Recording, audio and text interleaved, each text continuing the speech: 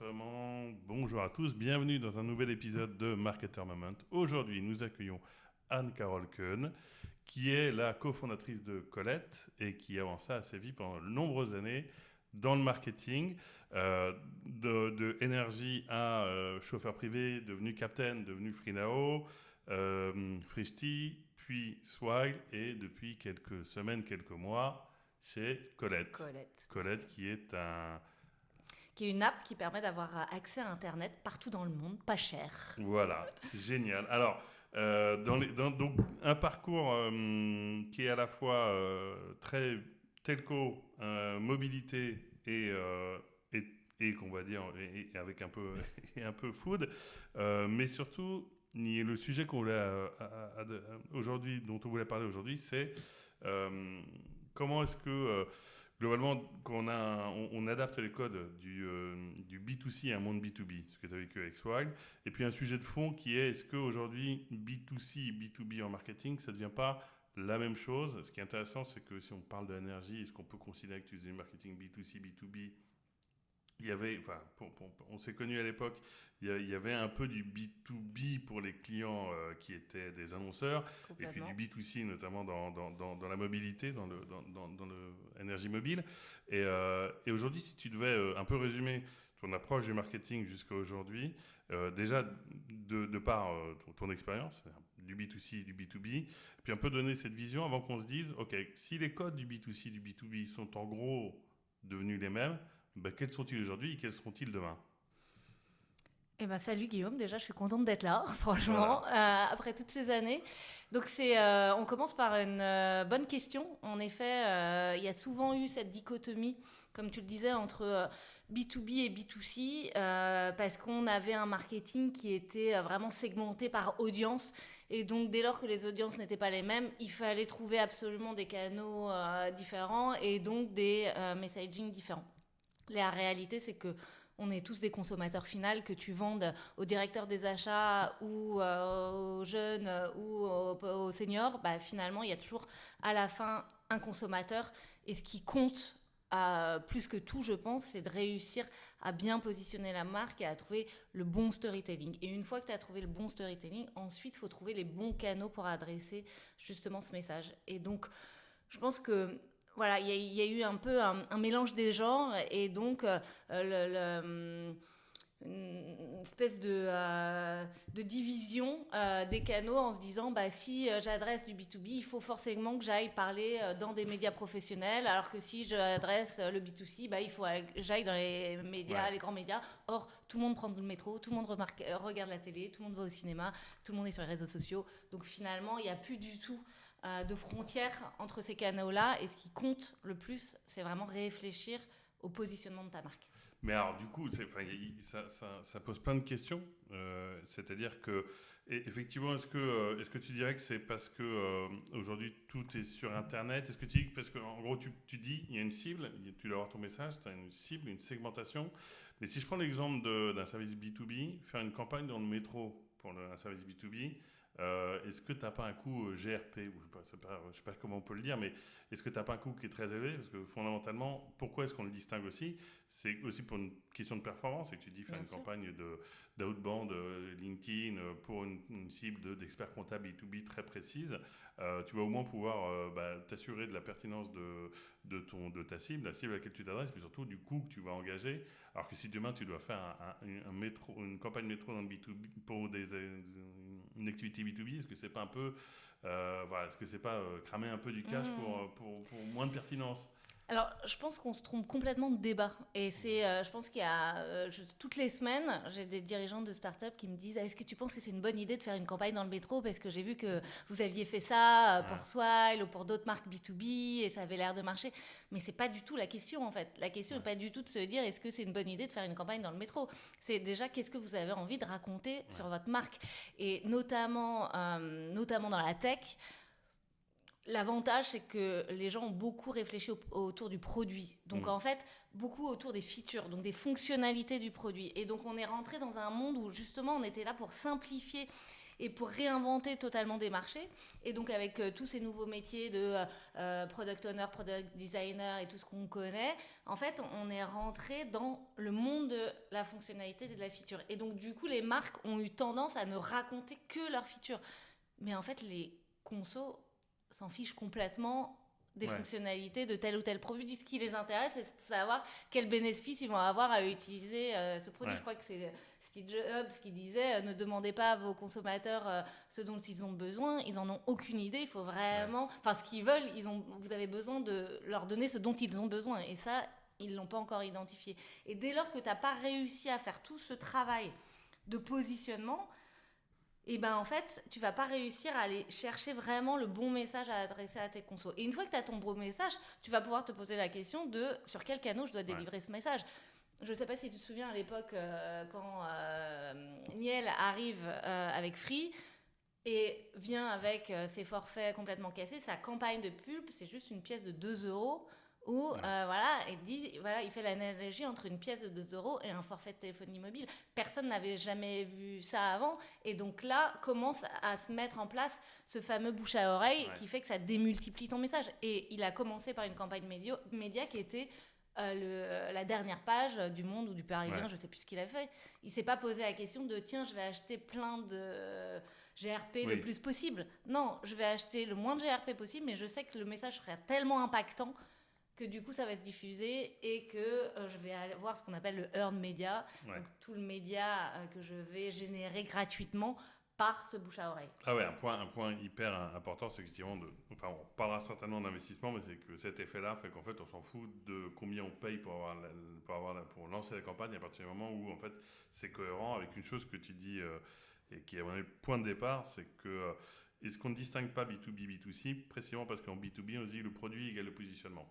Le produit fait son positionnement. Ouais, mais je pense qu'on se trompe. Parce que justement, vraiment, tout l'exercice est de réussir à faire son positionnement. Et si on reprend notamment, pour tous ceux qui connaissent Simon Sinek, qui est quand même un des kings du marketing, qui explique comment faire ce framework que tout le monde connaît, mais que finalement peu de boîtes font, de vraiment définir ta vision, ta mission, ton produit avec toutes ses features. Et une fois que tu as toutes ces features, l'exercice qui est le plus difficile à faire est de dire comment je vais vraiment rentrer en profondeur dans toute cette proposition de valeur et je vais trouver juste one selling point. Tu vois. Qu'est-ce qui va faire la différence et qu'est-ce qui va faire le début de mon storytelling? Comment je vais m'adresser au client, donc comment je vais faire le tone of voice, comment je vais adresser le bon message. Et en fait, forcément, quand tu as un produit avec plein de fonctionnalités, tu as envie de tout raconter. Mais quand tu lances 5 balles à quelqu'un, il va en rattraper qu'une, voire 0. Et donc, donc il faut en lancer qu'une. Et c'est ça qui est hyper dur. C'est cet exercice de positionnement qui est vachement dur. Et c'est pour ça que je conseille à toutes les boîtes qui se lancent, notamment, on peut peut-être aussi parler de naming, le naming qui te positionne ta boîte. Personne n'investit dans le naming au début d'une boîte. Non, et encore moins en B2B qu'en B2C. Et encore moins en B2B, alors que ça fait partie intégrante de ton positionnement. Donc tu dis que de faire cet exercice, et on va parler de la méthodologie, c'est effectivement les Ask Start with Why, toutes les boîtes, quelles que soient la dichotomie B2B, B2C, mais aussi le marché dans lequel elles opèrent, parce qu'on peut se dire dans le luxe, oui, on doit faire ce travail de branding très aspirationnel, mais même si tu vends du boulon quelque part, c'est au départ une question de méthodologie pour sortir de ta proposition de valeur très concrète et un peu stricte, un positionnement qui se traduit dans un message et qui du coup va marcher cross-canal parce qu'il est tellement fort. Enfin, ce travail que tu as fait aboutit à quelque chose de suffisamment fort pour que finalement ce message-là te distingue du produit et devienne ton identité de branding. Oui, parce que, encore une fois, c'est pas moi qui le dis, c'est Simon Sinek, mais qui disait justement les gens n'achètent pas ce que vous faites, mais ils l'achètent pourquoi vous le faites. Donc c'est vraiment, ils ont besoin aussi de se dire, c'est très lié au bénéfice. Mais cet exercice-là, il paraît assez évident et on se dit mais on sait tous pourquoi on le fait. Mais la vérité, c'est tant qu'on ne l'a pas posé sur papier, on ne sait pas vraiment pourquoi on le fait. Et donc du coup, ça entraîne des très bonnes discussions pour justement aligner aussi tout le monde dans la boîte, tous les stakeholders, pour être sûr qu'on est tous sur la même longueur d'onde et qu'on veut aller tous au même point d'arrivée. Après, il y a différents chemins pour y arriver, mais c'est vraiment définir cette strate très haute qui va permettre de porter aussi l'engagement des collaborateurs, qui va permettre de porter toute cette dynamique, qui va faire en sorte qu'on va réussir à expliquer ce pourquoi on le fait et comment on va le faire. Ça, ensuite, c'est justement tout le reste qui va découler de cette réflexion. Ouais. Et du coup, de fait, ça me fait penser à la campagne que tu as orchestrée de Swag, qui est probablement l'une des plus connues. Hein. Tu peux peut-être nous parler d'autres que tu as fait précédemment, mais cette campagne, comment dire, frappante, je sais pas, en tout cas très marquante, tu l'as construite comme ça, en commençant par ce qui ressemble à un travail presque plateforme de marque, de redéfinition de why, jusqu'à aboutir à ce message très fort qui était ce CFO est con ou ce machin. C'est justement l'idée. Enfin, si tu peux nous raconter comment est venue l'idée, c'est que vous êtes dit on est du B2B, mais on a besoin, enfin, mais on ne s'ouvrirait pas d'être connu en B2C aussi. Et puis, de toute façon, parce que, vraiment, on va parler du positionnement de cette boîte. On doit communiquer et il faut qu'on ait un message très fort, très éloigné du fait qu'on soit une carte de bénéfice employé. Ouais. Je pense qu'il y a différentes choses. Tu as vraiment cette plateforme de marque que tu dois poser, qui est vraiment la colonne vertébrale de toute ta stratégie. Ensuite, tu as tes campagnes de marque. Donc, une fois que tu as posé cette strate, elle nous a vraiment convaincus qu'on voulait justement utiliser le pouvoir des consommateurs pour qu'ils deviennent des vrais ambassadeurs. Et c'est là où on s'est dit, on va utiliser justement les codes du B2C dans du B2B, puisque finalement, même s'ils ne sont pas les décideurs finaux, ils vont avoir un pouvoir de prescription énorme. Ouais. Et donc, du coup, là, on s'est dit, il faut que on ose utiliser des codes que personne n'a utilisés avant. Et donc, en effet, on s'est servi de la plateforme pour se dire, on va entrer par quelque chose de différent parce qu'on est exposé à peu près à 2000 messages publicitaires par jour. Donc, évidemment, tu ne te lèves pas le matin en te disant, tiens, si je changeais de carte de bénéfice, non, tu as bien d'autres problèmes à gérer quand tu es RH ou même quand tu es salarié. Et là, justement, cette campagne, utiliser des personnalités connues avec un wording un peu disruptif, ça permet de se dire, s'ils sont capables, je me souviens de décideurs qui nous ont dit, s'ils sont capables de faire ce genre de communication, c'est qu'ils sont vraiment capables d'avoir un produit complètement différent. Ouais. Et on a réussi grâce à ça à avoir des calls entrants de boîtes qu'on essayait d'avoir depuis des mois et des mois et qui, grâce à ça, ont vraiment fait le chiffre parce qu'on a été aussi placardé devant toutes les boîtes et qu'au début, tu as vraiment un rejet. C'est-à-dire on a reçu des messages d'insultes de DRH en disant « mais c'est placardé partout que votre DRH est folle ». Et donc, elle n'a pas du tout aimé la dame, tu vois. Et donc, du coup, c'est marrant parce qu'après, quand tu expliques pourquoi on a fait ça, et évidemment, au fond, ça mettait vachement en avant nos clients qui avaient choisi cette solution. Tu comprends pourquoi tu fais ce truc. Et en fait, après, ils étaient hyper contents parce qu'en fait, ils devenaient un peu... pas faire de lance d'un nouveau truc dans la boîte, mais les gens les remerciaient, tu vois, d'avoir mis ça en place dans leur boîte. Et donc, du coup, il y a des gens des décideurs qui nous ont dit merci d'avoir des communications comme ça parce que généralement c'est toujours des communications. C'est toujours assez chiant. Voilà, non, parce qu'on revient au B2B, B2C, c'est-à-dire qu'en gros l'idée c'est B2B c'est chiant, et B2C c'est parfois trop, trop loin dans la créativité, ce qui est je trouve de moins en moins le cas, mais du coup d'appliquer ces codes B2C, B2B, au moins tu te fais remarquer, ce qui a été votre Exactement. cas. Mais dans ces cas c'est quand même le chemin de la décision, est-ce qu'il est facile à faire, est-ce que vous vous dit on y va, parce que quand même tu vois, je connais par Liligo qui s'est fait connaître par une campagne aussi assez provocante, l'effet que ça a eu, c'est vrai que c'est game changer. D'où l'idée de dire, on a beau être tech, pas tech en fait, d'essayer d'adopter des messages qui soient autre chose que nos messages qu'on écrit sur nos Google Ads, parce que fondamentalement le fond du sujet c'est comment est-ce que tu te sors des operations qui sont très KPIs, basés sur des KPIs, sur des metrics, où en fait, la créativité n'existe plus dans nos métiers du marketing online, ou alors sous forme de trucs que je trouve aujourd'hui assez stéréotypés, TikTok et autres, pour dire, ok, je prends la parole de manière forte. C'est je trouve assez, pas contre-intuitif, mais c'est un peu aller à l'inverse de nos opérations quotidiennes. Donc dans une boîte comme Swile, est-ce que tu dis, quel est le chemin de la décision en interne pour dire on y va? Il est difficile, il est facile, c'est un coup de poker, parce que c'est l'enjeu, c'est de dire ouais. on va y aller, mais comment est-ce que tu décides d'y aller? Il est très lié à la personnalité du CEO. Ouais. Moi, en arrivant chez Swile, le deal, il était très clair avec Loïc Soubeyran, qui est le CEO de Swile, en disant, voilà, il faut que tu me fasses confiance. Tu es venu me chercher pour justement changer cette façon de communiquer. Et donc, on va être vraiment sparring partner dans l'approche. Mais fais-moi confiance. Et je te promets que si je lui disais souvent, si tu n'arrives pas à dormir la nuit juste avant une campagne, c'est qu'on a choisi la bonne campagne. Et donc, ça n'a pas été toujours évident. On a eu d'ailleurs au tout départ des no-go des investisseurs sur certaines campagnes. Mais Loïc a finalement assumé de prendre le risque, entre guillemets, de lancer ses campagnes. Et justement, tout est une question de... Tu peux mettre le pied sur la ligne rouge, il ne faut pas aller au-delà de cette ligne rouge, mais il faut oser prendre des risques, parce que quand, encore en plus, tu n'as pas beaucoup d'argent à investir, en fait, tu as toujours deux stratégies. Soit tu as beaucoup d'argent et en effet, comme on dit, tu vas adresser beaucoup de GRP, tu vas faire beaucoup de répétitions, au final, ta couverture sera énorme. Soit, justement, tu n'as pas beaucoup de possibilités de faire voilà. Donc, tu veux que tes GRP soient très impactants pour que, justement, tu aies beaucoup de earned media autour. Et on a voulu, souvent je dis marketing B2B, c'est boring to boring, et on a voulu faire passer ça de boring to bold, pour justement changer ça.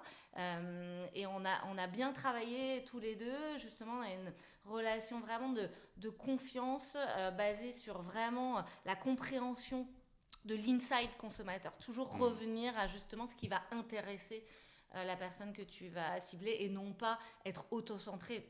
Toute la journée, je passe mon temps à dire aux marques, arrêtez de parler vous. En fait, les gens s'en foutent complètement. En fait, parlez leur de ce qui les intéresse. Et donc, à chaque fois, c'était comment on va rentrer dans les conversations. Donc, toute la question est comment tu vas réussir à marquer ta marque dans les conversations du quotidien. Et finalement, que tu sois B2B ou B2C, à la machine à café, tu as la même discussion. Et mais alors, la question qui me vient, c'est dans notre univers de la tech, quelles sont, selon toi, les marques qui ont compris ça? Parce que vraiment, je trouve que boring to boring est super clair, et même voir boring to chiant, B2C, parce que... boring to boring, ou boring to chiant pour le B2C. Il y a quand même, je pense qu'effectivement, la volonté de ne pas choquer, de quand même parler de soi, de mettre ses bénéfices, même si tu les inventes toi-même, avant la créativité, c'est un truc que je trouve qu'on se fait un peu chier très souvent. C'est quoi les marques qui sont en toi dans notre univers tech? Aussi parce que je trouve que la créativité et la tech, ça va pas forcément hyper bien ensemble. Celles qui ont réussi des campagnes que tu as trouvé bien faites. Parce que je trouve personnellement qu'il y a beaucoup de campagnes que je trouve assez... c'est ce truc d'acheter du métro pour acheter le métro après une levée de fonds. Il y a beaucoup de cas où je suis là où... pas terrible, quoi. Ouais. C'est vrai que malheureusement, il y a encore beaucoup plus d'exemples B2C qui viennent en tête, parce que dans le B2B, justement, il y a aussi souvent un peu une crainte de justement perdre en crédibilité. Donc, j'en ai discuté avec beaucoup de marques. Et bon, alors en plus, dans la tech, on a parlé beaucoup de fintech. Il faut rassurer le consommateur. Et donc, du coup, si justement, quand on dit prendre des risques, c'est assumer que ça va créer de la conversation. Et donc, si tu veux créer de la conversation, forcément, il va y avoir... Ça va être un peu choquant. Des gens qui vont... il y aura des détracteurs. Détracteurs et des fédérateurs. Donc, il faut accepter justement cette discussion. Donc, on va jusqu'où allons-nous? C'est-à-dire, est-ce que une mauvaise campagne, est-ce que le bad buzz fait finalement la notoriété de ta marque? C'est encore une autre discussion. Mais il faut accepter ça. Et je pense qu'en B2B, il y a beaucoup de marques qui n'ont pas envie d'avoir ce débat-là et qui se trompent, parce que je pense que là, on parle de branding pour ton consommateur final, mais en fait, il faut aussi travailler ton branding pour la marque employeur. Et on s'est rendu compte aujourd'hui, dans des périodes où c'est quand même très compliqué d'attirer les bons talents, quand tu travailles justement ton positionnement, et ben ça t'apporte un impact qui est considérable. Et nous, on l'a vu chez Swile. Les gens arrivaient en disant: je vous ai connu, j'ai aimé votre façon de vous adresser aux consommateurs, ça m'a parlé, je veux bosser pour une boîte comme ça. Mais il faut accepter ça. Ça répond pas à ta question, parce que j'ai pas de marque vraiment en B2B qui me viennent en tête comme ça. Il y en a plein qui ont fait plein de bonnes choses, hein, mais c'est vrai que parfois ça se cherche un peu. Ouais. Dans la façon il y a une volonté, il n'y a pas de... forcément une... Ouais, moi non plus, c'est une question que j'avais parce qu'effectivement, je pense que tu prends la méthode, tu parlais de faire le positionnement, donc de poser la question du why, puis de parler des problèmes, ou de parler du consommateur au consommateur et de ses problèmes, et appliquer à B2B, qui est quelque chose un peu technique, où les gens sont un peu froids, effectivement, et tu te dis que ça va être compliqué. Il y a peu de moments où les boîtes disent, en fait, je vais pas juste essayer de me vendre le mérite de ma solution et de mon efficacité, mais dire, voilà, je te mets en face de ton problème et je te balance un message impactant. Mais je pense que c'est le sujet, c'est de dire, en fait, on ne peut pas faire de branding, et là on rejoint B2C, B2B, si on n'a pas cette empreinte assez forte dans le message. Il y a beaucoup de boîtes qui n'osent pas l'avoir. Exactement. Et au contraire font quelque chose les bénéfices clients, des trucs, des étoiles Trustpilot, enfin des trucs qui en plus sont des codes un peu passés, je trouve, maintenant. Mais, même si c'est vachement important d'être très proche de l'expérience client et d'écouter. Oui. Mais en fait, je pense que la créativité est très liée à l'argent dont tu disposes. Et en fait, moins tu as d'argent, plus tu es créatif.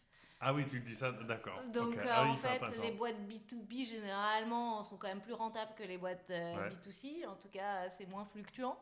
Et donc, du coup, voilà, les boîtes SaaS, ça fait de l'argent recurring. Et donc, il y a moins cet enjeu très fort de se dire, tiens, j'ai besoin de créer cette émotion avec ma marque, mais il faut vraiment avoir en tête que le jour où justement il n'y a plus assez d'argent, et généralement c'est quand même les coûts marketing, tu sais de quoi on parle, qu'on coupe en premier, et si on te coupe ton SEA Google, si tu n'as rien construit, voilà, après tout se crache instantanément. Donc c'est vraiment créer ce lien d'affect très fort avec le consommateur, et que les boîtes B2B n'ont pas encore vraiment réalisé l'importance de ce truc-là.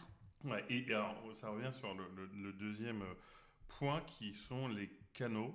Si on prend l'exemple de LinkedIn, qui est un peu devenu une foire à tout, est-ce qu'aussi on trouve, pour reprendre cette dichotomie, que selon toi, les canaux B2B, B2C sont aujourd'hui les mêmes? Est-ce qu'il y en a qui sont plus, que tu vois plus émerger que d'autres? Je te prends un exemple, c'est par exemple, tu prends TikTok. Tu peux être une marque B2B, B2C, être sur TikTok. Est-ce que tu sens aussi dans les médias auxquels sont exposés les consommateurs une convergence vers, en fait, tout le monde bide sur les mêmes plateformes? Oui, tout le monde bide sur les mêmes plateformes, ça c'est sûr. Et peu de gens, encore une fois, prennent des risques d'investir tout sur la même plateforme. Je pense à l'époque à Carglass. Tu te souviens quand c'était une stratégie 100% radio chez Énergie, les auditeurs nous appelaient en furie parce qu'ils n'en pouvaient plus d'entendre du Carglass. Il y avait Philippe de chez Leclerc aussi. Voilà, les deux insupportables. Mais personne n'aurait fait ça avant eux. C'était quand même de la folie quand la télé était aussi forte, de se dire je vais tout concentrer sur la radio. C'était un pari, mais c'est un pari qui s'est avéré payant. Alors évidemment, avec le temps, ils ont évolué dans leur stratégie média, mais encore une fois, c'est comment tu vas faire les bons paris, et tu vas faire un peu un all-in aussi sur certains trucs, versus faire bon, on va pas prendre trop de risques, on va mettre un peu partout, mais finalement tu fais rien vraiment bien. Si tu veux investir sur TikTok et que ta stratégie c'est la vidéo, vas-y, fonce, mais deviens expert dans justement des contenus vidéo que tu pourras également diffuser sur YouTube ou d'autres plateformes qui sont 100% vidéo. Mais généralement, il y a un saupoudrage de canaux, et puis généralement il y a des équipes un peu partout qui sont pas les mêmes et qui se parlent pas, et en fait on se pose encore une fois par la question de comment on va exceller à un endroit plutôt que faire plein de choses un peu partout. C'est pour ça notamment que chez Swile, j'avais poussé le fait de créer un média. Donc, j'avais créé un média qui s'appelle The Daily Swile pour justement réinventer aussi le contenu B2B marketing qui... c'est bien de faire des livres blancs et des webinars et des lead magnets dans tous les sens. Mais c'est pas ça que les gens veulent en fait. Et donc voilà, comment on va justement réinventer la façon de faire du contenu. Et donc nous, on a privilégié ce format-là avec à la fois du contenu écrit et des contenus plus adaptés aux réseaux sociaux. Il y a plein de façons de pouvoir le faire, mais c'est réfléchir à là où vous allez réussir à être les meilleurs pour raconter cette histoire. Alors, il y a 2 points clés. C'est que tu dis que ce soit, même si on sort du pur idée de branding dans le message, tu dis il faut prendre des partis pris forts, et ça je peux que être d'accord avec toi, sur un canal que tu dois masteriser versus justement essayer d'être médiocre un peu partout. Mais alors, comment tu fais ça? C'est exact parce que tu prends une boîte comme Inigo, qui est une boîte legacy, donc qui a fait beaucoup de pub télé à un temps, mais notre focus principal, ça reste le SEO. Quelles que soient ces évolutions actuelles qui sont un peu problématiques, je pense qu'il y a une vraie question de fond sur comment on va évoluer le SEO. Mais alors, dans ces cas-là, comment est-ce que tu fais le choix d'un média? Remets-toi comme Carglass. À quel moment tu as l'audace de te dire je vais tout mettre sur un média? Et je pense que SEO, Meta, ça s'applique vachement à nos business tech, c'est qu'il y a un canal principal. Tu fais des tests ou tu te dis de la conviction ou comment? Enfin, si on reprend Carglass parce que c'est un cas historique, comment ils ont fait pour se dire ça va être la radio, à ton avis? Je ne sais pas si tu as la réponse. Mais... Non, mais je pense qu'encore une fois, ils avaient des problématiques budgétaires plus complexes qu'aujourd'hui. Et donc, il y a un moment, en fait, tu as encore une fois 2 choix. Tu peux tester plein de choses et diluer ta pression, ou tu peux te dire, en fait, ma cible, je sais que y a X% de ma cible qui vont écouter la radio, qui est un média qui est quand même abordable, voilà, qui crée énormément de trafic. Ma problématique, c'est de créer du trafic en concession.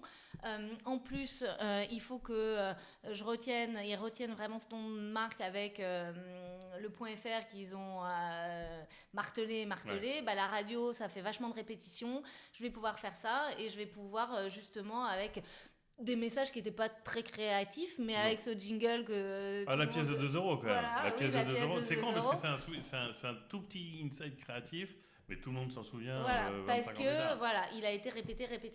Et je pense qu'à un moment, se pose la question de... ça ne nous coûte pas cher en prod, on va pouvoir toucher beaucoup plus de monde.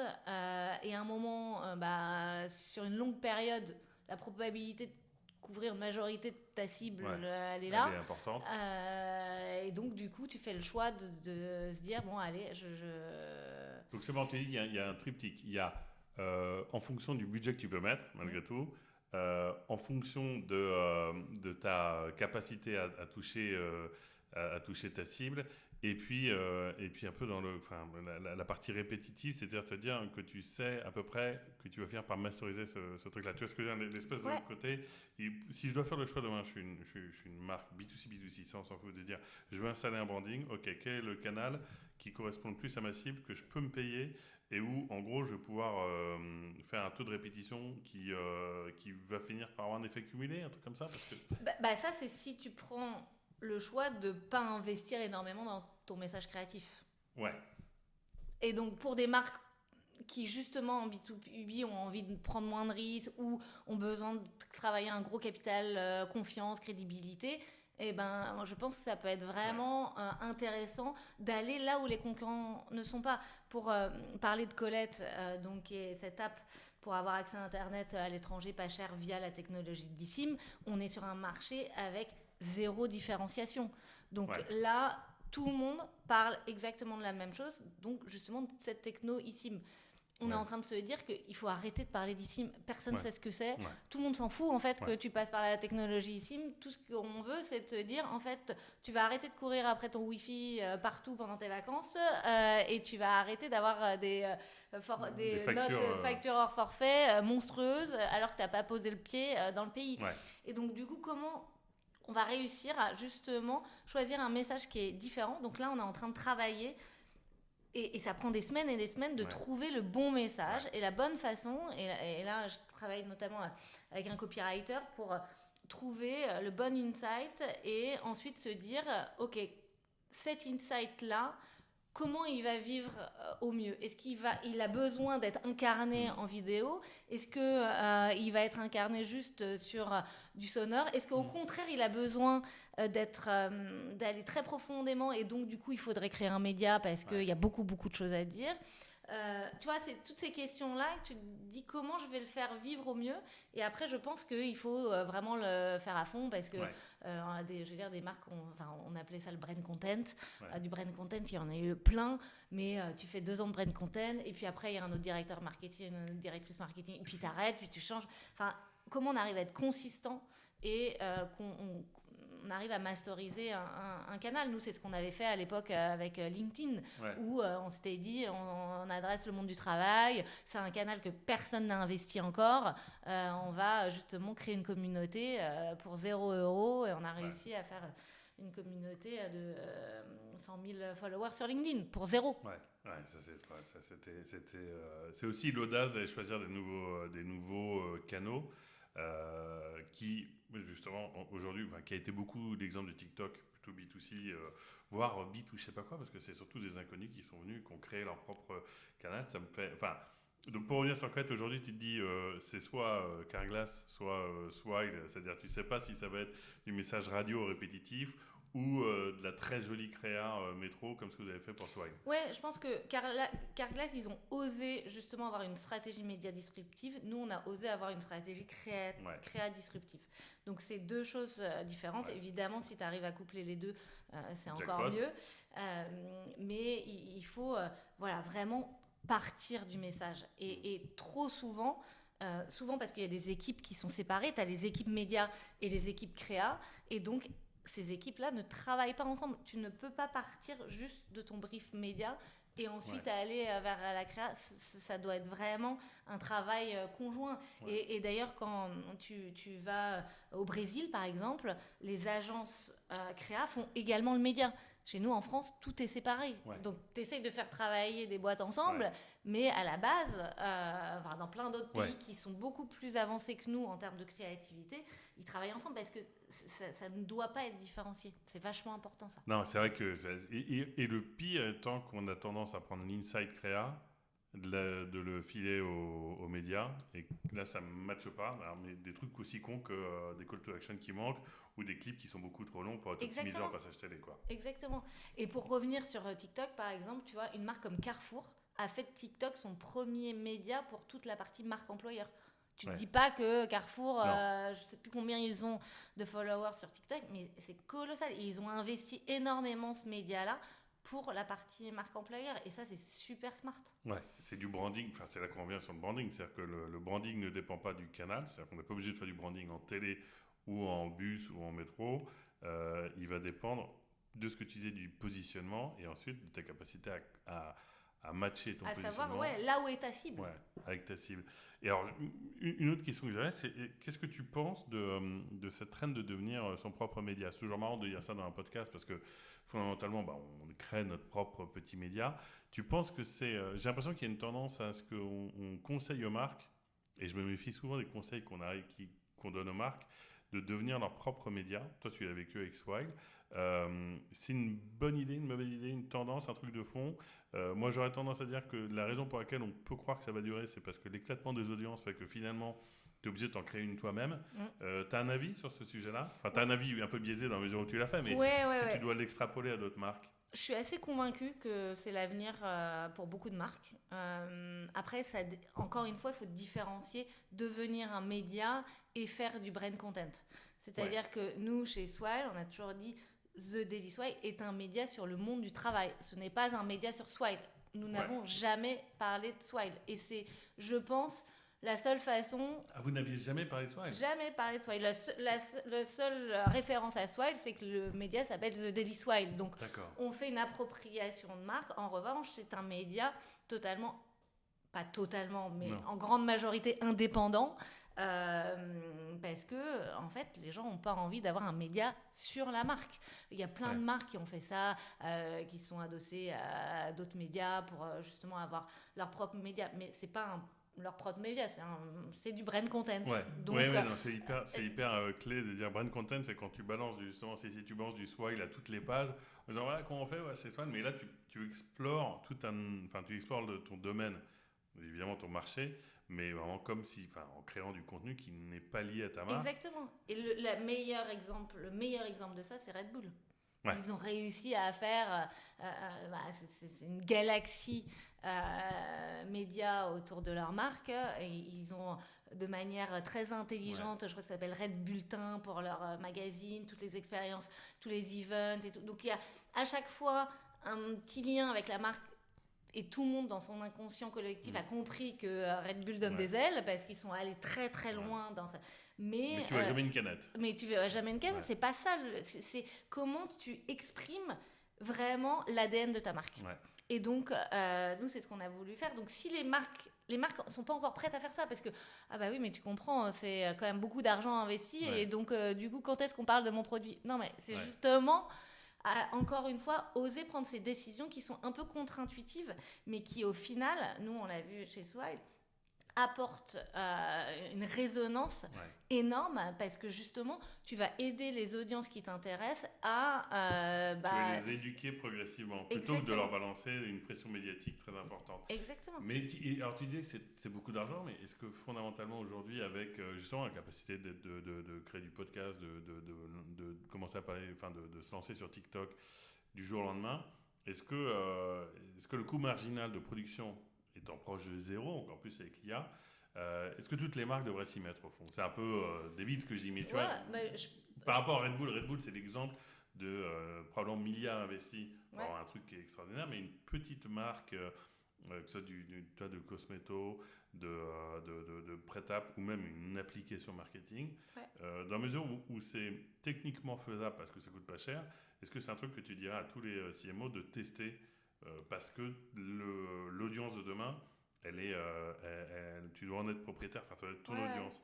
Vu le prix que ça coûte d'aller en rerouter une audience par ailleurs.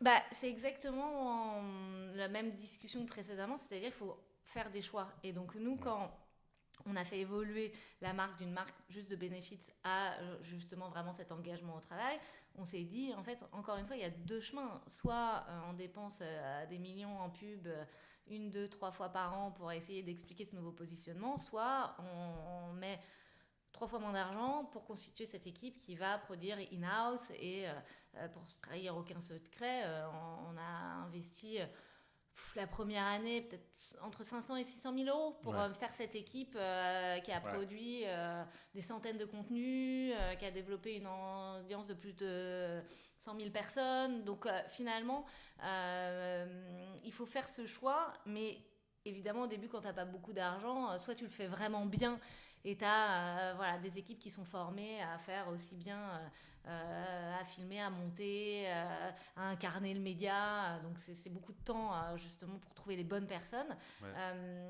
Mais je pense que oui, si les marques sont prêtes à investir ça sur du long terme, parce que c'est une stratégie long terme, attention, il faut absolument le faire. Moi j'en ai vu les bénéfices et c'est game changer pour les marques. Ça, c'est sûr. Mais encore une fois, il faut porter ça au board quand on est dans des problématiques de profitabilité, quand du coup on veut des résultats court terme. Ça ne répond pas à une urgence de croissance court terme, mais ça répond sur du moyen et du long terme parce que ça construit vraiment une audience très qualitative qui n'est pas dépendante de tes investissements publicitaires demain, quoi. Donc, en résumé, je dirais ton positionnement, ton why, ton arriver à traduire ton outil, ton produit en véritable bénéfice client, en mission, en tout ce que... je pense que Simon Sinek, c'est une très bonne expression de ça. Ensuite, le coût, c'est le cas de le dire, la place du cost, elle est hyper intéressante parce que en fait, tu te dis, c'est pas mal de ne pas avoir beaucoup de budget pour pouvoir exciter ta créativité. Et ce qui va, discriminer les canaux que tu peux t'offrir ou pas t'offrir, ou comment tu vas pouvoir te les offrir. C'est-à-dire que tu peux faire une petite campagne métro, mais pas forcément de la télé. Donc la notion de coût est pas neutre dans ton choix de message de branding. Et enfin, ça c'est vrai que c'est le sujet du long terme, qui est que ce sont aussi des canaux que tu ne peux pas envisager si tu n'as pas 18, enfin tu ne vois pas les premiers effets avant longtemps. Donc c'est là qu'il y a aussi un statement et une conviction à se dire ok, je connais mon positionnement, j'ai pas beaucoup, enfin j'ai l'argent que j'ai et maintenant je vais y aller, mais je vais pas m'arrêter au bout de 6 mois parce que si je regarde les KPIs au bout de 6 mois, ça ne donnera pas, enfin j'ai 80% de chance de dire on cut parce que c'est pas comme de l'AdWords. Ouais, exactement. Et c'est vraiment la différence entre réussir à stimuler de la croissance un peu fictive et de la croissance durable, en fait. Ouais. Et donc, du coup, ça, aujourd'hui, beaucoup de boîtes tech, justement, ont eu du mal, qui ont été souvent drivées par des ingénieurs, ont du mal à croire dans ce Ouais. modèle moyen et long terme. Et évidemment, quand tu mets de l'argent et que tu obtiens 3 fois plus de business, bah, tu as envie de continuer sur ce Ouais. modèle-là. Mais ce n'est pas un modèle viable. Ouais. Oui, parce que ton coût marginal va augmenter quoi qu'il arrive. Exactement. Donc, tu peux pas une règle de 4. Ta boîte ingénieur, tu fais un produit en croix, tu n'auras pas le même résultat. Enfin, Exactement. c'est sûr. Et donc, on les a vus, hein, tous les exemples, Airbnb Co, ils ont tous dit on a switché nos investissements SIA vers du branding parce que aujourd'hui, c'est ça qui fait la différence. Et le KPI premier, c'est vraiment les search de la marque dans Google de manière organique qui font que tu vois justement comment tu es en train de construire ta marque et ce sur le long terme. Alors pour finir, si justement tu parlais à un CEO d'une boîte qui se lance dans, alors je ne sais pas dire dans la téléphonie, mais je vais être coquin un peu, dans les telcos et qui a son produit, qui n'a pas justement d'idée de ce qu'est sa marque, et ça pour encore une fois répéter ce qu'on a dit, hein, c'est quoi les 3 conseils que tu lui donnes pour éviter de faire n'importe quoi. Moi je pense que quand je parle des CEO, c'est surtout j'essaie de voir qu'est-ce qu'il peut faire qui ne va pas dans la bonne direction. Ouais. C'est les 3 conseils assez basiques, mais qui guident le début au moins du lancement d'un processus de branding. Oui, ben, je pense que c'est vraiment prenez le temps, investissez le temps nécessaire pour justement mettre en place cette méthodologie. Honnêtement, quand on lance une boîte et que on a plein d'échéances, on n'a pas envie de passer des heures à parler de la mission, de la vision, parce que ouais, à tort, parce que c'est long et parce qu'on n'a pas toutes les réponses immédiatement. Donc ça, c'est vraiment investissez le temps nécessaire pour comprendre ça parce que ça va en plus débloquer plein de choses. On va se poser les bonnes questions. Ne faites pas des sessions de 1 heure ou 2 heures, hein, ça sert à rien, c'est le pire truc à faire. C'est vraiment, on se dédie 3 jours à ce sujet et on prend ses plus proches collaborateurs pour travailler sur ces sujets-là. On commence ensuite sur des sujets très pratico-pratiques. On parlait rapidement du naming, par exemple, tout à l'heure. Naming, tone of voice, comment on parle au client, comment on va former tous les touchpoints. Parce que là, souvent, on parle évidemment de branding, c'est le média. Mais le branding, c'est tous les touchpoints consommateurs qui vont du service client, comment on parle aux clients, comment on leur répond, comment on parle sur le site internet, enfin vraiment sur le packaging. Il y a tellement d'endroits où on peut créer ce lien avec le consommateur, vraiment identifier tous les touchpoints et travailler ça sur toute la chaîne. Le branding doit absolument pas être une préoccupation des équipes marketing only. Ouais. Ça doit être une préoccupation de toutes les équipes. Moi, j'ai réécrit les messages des sales. Comment on répond à un message? Comment on fait son message d'absence? Il y a une multitude. Il faut considérer sous forme de touchpoints et exactement. En fait, ils sont pas, excessivement élevés, enfin extrêmement élevés et ils peuvent être clarifier, enfin, tu peux avoir une matrice de communication qui va aller au-delà de la pure campagne, en fait. Exactement, et c'est quelque chose qui doit être incarné par le CEO et par l'ensemble du COMEX, parce que le branding, encore une fois, ce n'est pas uniquement les campagnes médias, c'est toute ta personnalité de ta marque. Et ta marque, elle s'exprime à tous les endroits de la boîte, même de la façon dont tu réponds aux appels d'offres, la façon dont tu vas rédiger tes offres de recrutement. Et donc, voilà, c'est vraiment le conseil, c'est de travailler l'ensemble de la chaîne, parce qu'il y a la communication externe, mais il y a la communication interne aussi, c'est très important. Et il y a toute la partie communication, branding, employeur, qui va faire que tout ça, ça va être un cercle et un cercle virtueux. Ouais. Donc ça, c'est très important. Et souvent, on a un peu mis les équipes branding dans un coin, alors que ça doit être la colonne vertébrale de beaucoup de choses. Et le branding et la culture d'entreprise, on aura peut-être l'occasion d'en parler dans un autre podcast, doivent être intimement liés. Et moi, je pense que demain, les directions marketing devraient porter aussi les sujets de culture de boîte, parce que en fait tout ça c'est qu'on donne aujourd'hui au RH, je veux dire, par rapport qu'on au donne RH, souvent au RH. En fait, on sait pas trop le même, on le met généralement au RH. Exactement. Alors je dis pas que les RH doivent pas prendre ce sujet-là, mais en tout cas les équipes people et marketing, parce qu'en fait il faut marketer aussi tout ça, et donc souvent les équipes people vont avoir les bons process, réflexes pour mettre en place ça, mais comment ensuite on le rend justement sexy auprès des employés, parce que finalement tu as tes consommateurs, mais tu as aussi tes employés, tu as tes actionnaires, tu as tes clients, tu as tes prestataires, et tout ça, ça va faire un écosystème global qu'il faut adresser pour vraiment sortir uniquement du prisme très serré de la campagne média, quoi.